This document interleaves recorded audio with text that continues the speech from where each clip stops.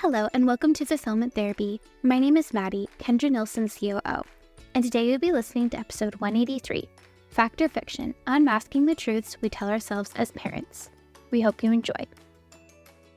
Welcome back to Fulfillment Therapy, my friends. I am doing another walk and talk session today. I guess I shouldn't say session. I am doing another walk and talk. I was doing a podcast episode with another guest recently, and they talked about how they have begun doing more of these because, number one, it's wonderful for self-care, and number two, it's almost like, not to put this picture in your mind, but it's almost like being in the shower or in the car where most of that insight comes. And I find that when I'm walking, a lot of benefits come, a lot of clarity. So I'm on this walk, taking care of myself, taking a break in between things, just like I do with my pull-ups, things like that. And I was just reflecting on some amazing sessions I've had recently with clients and what has really helped them. And as always, I think about you listeners and what can help you improve your fulfillment and find greater joy in your life. And I was thinking about two in particular and how they share beliefs. They share their thoughts as if they are facts. And my job as a counselor is to challenge those thoughts and play the devil's advocate in some sense. So that is what I did for these two particular women. And they are experiencing a lot of overwhelm in their lives. They're experiencing a lot of unmanageable stress. And they kept saying things to me like, oh, I couldn't possibly switch roles with my husband. I have to work full time. Or I couldn't cut back on hours because we have to have these things. Or we have to build a house. Or we need more space. Now, you can switch those out for many things. But I wanted them both to know that beliefs are different from facts. And we all do this, but how many of us are very aware of what is actually fact and what is a belief? So I challenge them to explore what things in their life that they accept as fact, which are not actually facts. And as they did that, it was incredible the insights that they had, like the lies that they've been telling themselves for so long. And as they were able to recognize that as simply a belief and not a fact, it took away a lot of that heaviness, and it suddenly gave them options, where one of them has a young child. Actually, both of them only have one child, and they don't intend to have more. And they are missing these key parts of their child's life. And they don't overly enjoy parenting because it's a very hard stage when you have a young child. But knowing that they're sending their kid to daycare every day has been very heavy for them. And for a while, we were just processing that shame and that guilt. And whatever your beliefs are about those things, I want you to shelve them for a moment. Forgo judgment here. And I just want you to get curious and apply this to yourself. Like in this situation, they wanted to really do what was best for their mental health and wellness and what was best for their family. And that can look very different than sometimes what we think it will be, depending on our situation, depending on our mental health struggles, whatever that might be. And these people were open to several options, but they really did feel like there was only one path. And so explore what that looks like for you.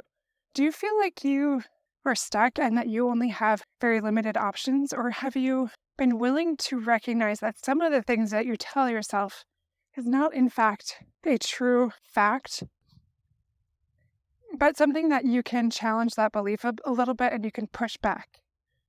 So what might that be for you? Like for me, it might be, I have to work this many hours a week. I can't take a break. I have to finish those dishes in the sink right after dinner. I have to have my kids in one activity each. my kids have to get these grades, whatever that might be. I want you to do this.